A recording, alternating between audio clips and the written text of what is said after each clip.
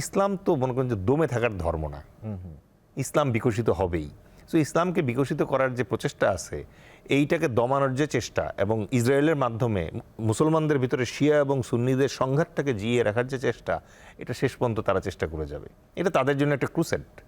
তাদের জন্য যদি ক্রুসেড হয়, আপনি ধরেন এই যে ইসরায়েল আমেরিকার সহায়তা নিয়ে এই যে বছর পর বছর যে ফিলিস্তিনের তো যে অত্যাচার অন্যায়ভাবে যে মানে হত্যাযজ্ঞ চালাচ্ছে এবং তাদের সামরিক ক্যাপাসিটি ব্যবহার করে ইরানে হামলা চালালো, তো এই সামরিক হামলা বা অন্য প্রতিবেশী কাউকে দিনের পর দিন শিশু নারী সবাইকে হত্যা করে এভাবে করে নিজের ঘরকে নিরাপদ রাখতে পারবে ইসরায়েল?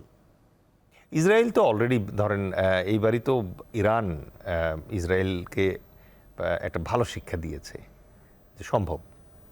ইসরায়েলের যে আয়রন ডোম, অ্যারো, ডেভিড স্লিং, এই যে মানে এয়ার ডিফেন্স মেকানিজমগুলো আছে, এগুলাকে ধ্বংস করে দিয়ে অথবা এগুলাকে পরাস্ত করে মেইনল্যান্ড ইসরায়েলে মিসাইল ফেলা সম্ভব, ড্রোন ফেলা সম্ভব, সেটা তো ইরান এবার প্রুফ করে দিল।